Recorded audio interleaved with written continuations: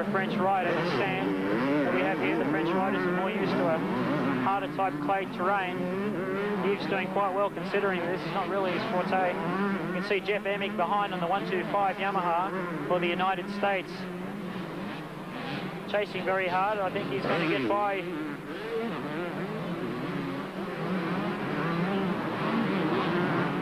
And there's Marnik Bavoitz in front now, we believe. He may have gone past Rob Herring. If that's the case, then Herring has obviously had some problems. Because last time we saw the leaders in the 250cc class, Herring was still some 10 or 15 bike lengths in front.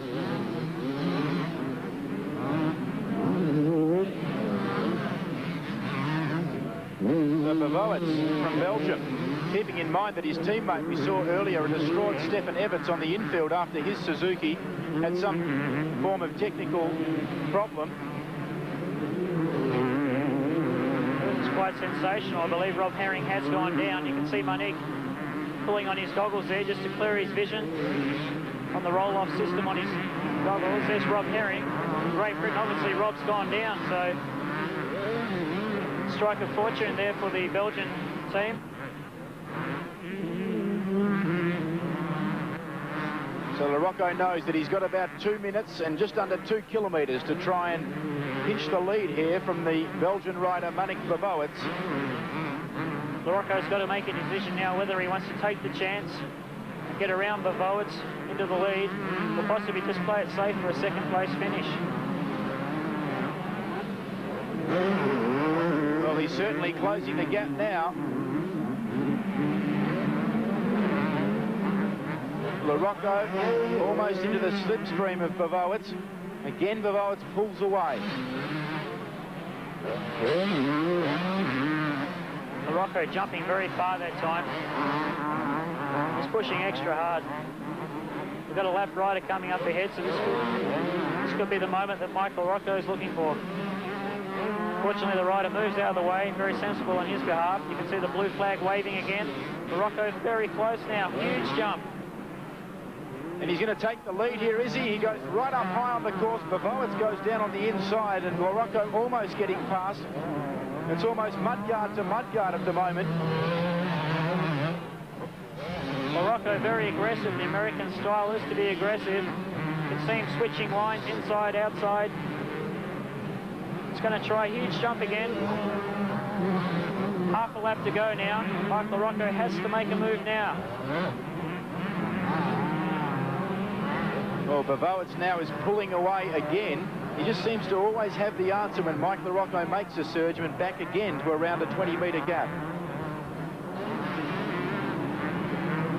Bavoitz has a slight lead now. Possibly he can hold it to the finish.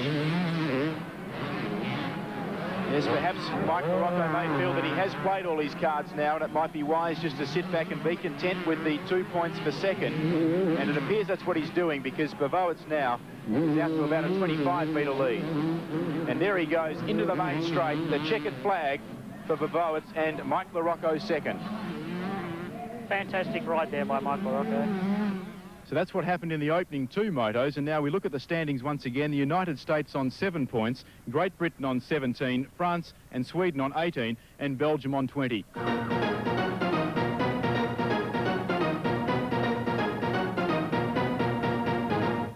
Alan Sheriffer. So it all comes down to this final moto, the 250 and 500cc classes. 32 riders across one line. Number 29 there was Dale Britton riding in the 250cc class for Australia. They're almost set to go here at the Cozy Creek circuit. America, as we mentioned, coming in with a commanding lead.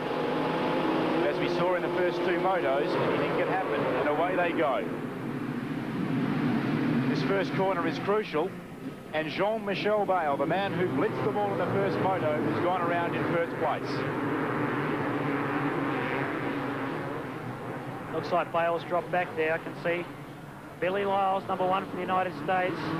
Bale seems to have made a mistake in the first turn and dropped back a little bit. Kurt Nickel, number 13 on the KTM for Great Britain. And Edward Evertson out there in front, and there's a man with some problems, Bernd Eckenbach, and he's had a very, very black day here at Cozy Creek. Now the man leading the charge, Edward Everton. Now, he didn't have a good start in his previous moto either. Ignition problems, he didn't get off the line. He has on this occasion, and he's flying ahead of Kurt Nicholl from Great Britain, and Jean-Michel Bale coming in fourth position, and in third position, I should say, and Billy Lyles from the United States lying fourth. Yes, Lyles well placed for this moto. Now Kurt Nicholl has pinched the lead from Edward Everton.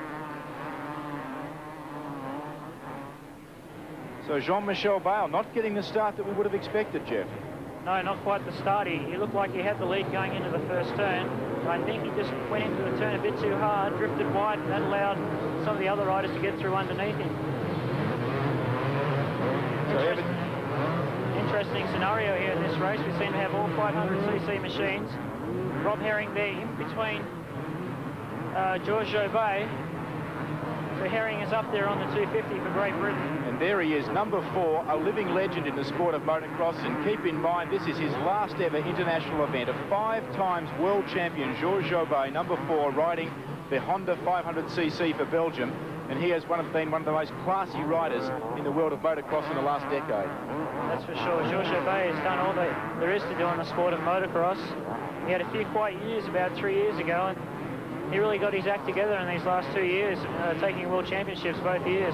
So he's done a superb job for Belgium. He's 31 years of age. He won the 500cc championship this year, also last year and in 1987. And in the 250cc class, he won in 1980 and 1983. There he is. The Cozy Creek starting to rough up. You can see the bikes really bucking around as they accelerate out of that turn down the main straight. Kurt Nicholl still in front, number 13 on the KTM. Edward Everton in second place. And the Frenchman, Jean-Michel Bale, in third place. George Jobet also up there challenging, but there is our leader, and that's Rob Herring there. There is the leader, Kurt Nicholl. So it's certainly not what we saw in the previous 2 motos, where we saw riders really breaking away. Herring did it in the second, Jean-Michel Bale in the first, but it's a very different reflection in the final race. Yes, very much so in the final race. You can see how important that start is in the first race. Jean-Michel Bale was able to get the start and then establish a good lead early in the race, but it's not the case now. He's back in about third place, and he's going to have to really struggle to get by Kurt Nicholl and the other guys that are ahead of him. So that start really is important. You can see, making a little bit of a mistake there. There's a group of 3 there following Nicholl. In there is Edward Everton, number 7. Look at Rob Herring on the outside there. Just it was straight by there. There's Billy Lyles in second place, number 1, riding for the United States team, and they're in search of their 12th consecutive Motocross des Nations championship. Rob Herring now chasing Billy Lyles. Herring has come really much from the back of the pack. The 250 machine possibly more suited now later in the day. The track's got a lot rougher, and the 250 machine being slightly lighter in weight will be much easier to handle. So Herring could be a man that could play a major factor in this race. There's Billy Lyle on the left of screen and Kurt Nicholl on the right. There's the gap between first and second. Again, we see them taking very different lines.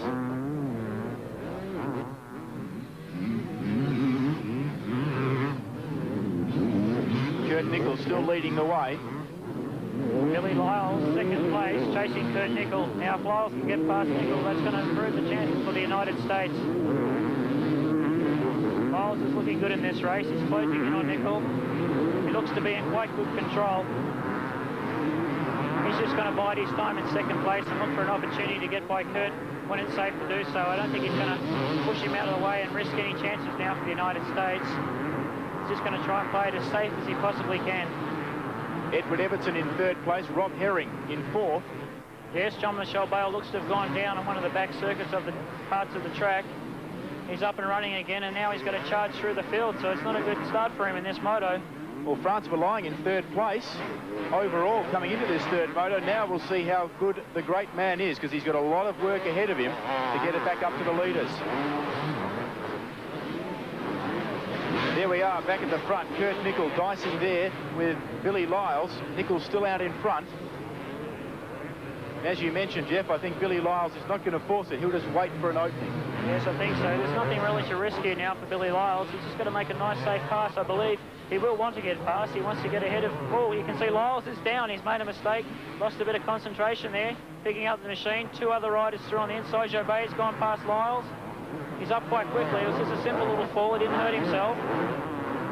Everton getting through as well. And so too did Rob Herring. Now Jobet dicing Whoa! here. Oh, Jobet hits the fence. See Lyles being quite aggressive there. You can see Billy Lyles on the inside there. Jobet on the outside. Now Lyles' bike slides sideways. Jobet hits the tyre and he's off into the fence. Disastrous for George Jobet in his last ride. Meanwhile at the front, Kurt Nichol on the KTM, number 13 for Great Britain, doing an excellent job. Seems to establish a little bit of a lead now with the demise of Billy Lyles, making that error back there in the sandy section on the track. So Kurt Nichols looking quite good out front. He's got a little bit of breathing room now. Well, we mentioned in the opener that anything could happen. The United States looked good, but who knows at this stage, early stages in the third moto, and the Americans, Billy Lyles, putting on the pressure, and it hasn't paid off for him in the early stages. You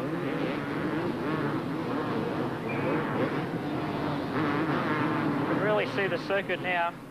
Kurt Nichol working extra hard. The English riders are quite used to these conditions, the bumpy conditions that we see now at the Cozy Creek circuit. Trying to pick up second place here. Edwin Everton, second place from the Netherlands, making amends for some bad luck in the first race.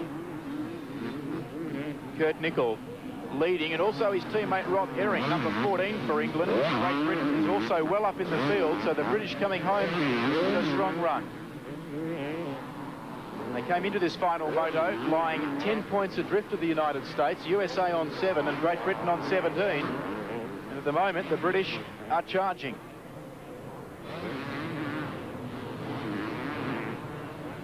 Kurt Nichol riding very well in the sandy section of the track, but he doesn't seem to be having too many problems. He's just gliding the bike smoothly through the turns, staying up on the foot pegs. He's conserving his energy.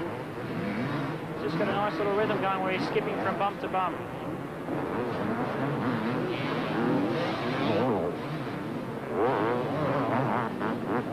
Negotiates the section on the track where the coming together of Lyles and Jobet took place. Kurt Nichol, 27 years of age. He was runner-up in this year's 500cc World Championship, also runner-up in 1988 and 1990. And in 1991, he was leading the World Championships when he broke a leg in practice. So he's a man that's yet to win the coveted number 1 position for a year. 3 times runner-up. But at the moment, he's certainly not runner-up at Cozy Creek. He's leading this third and final moto of Motocross des Nations for 1992.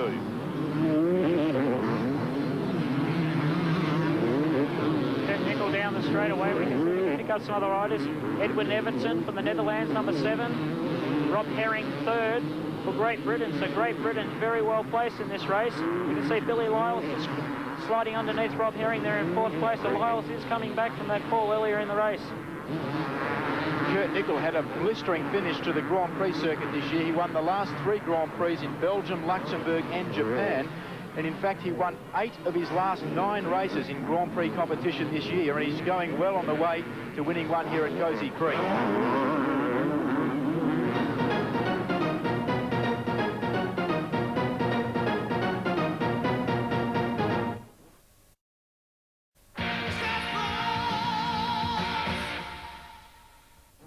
There we see the flags of the nations competing here, 16 in all, shows the diversity of competition. South Africa is here, Denmark is here, Germany, Austria, Czechoslovakia, and on the left there we see the flag of New Zealand.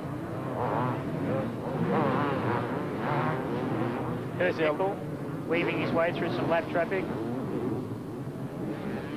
That must always be a perennial problem, getting into the latter stages of the race. Jeff is coming up and having to get past the back marker successfully. Yes, they can really pose a problem. And actually, I can see right here now, coming on the screen, Kurt Nichol, Edwin Everton has moved up a lot closer. I think Nichol has slowed down in the traffic, and you can see Edwin Everton coming into view there in 2nd place. Billy Lyles, 3rd place, I believe, on the Honda for the United States. Kurt Nickel riding superb now, but he's got a little pressure there from Edwin Everton. So Everton has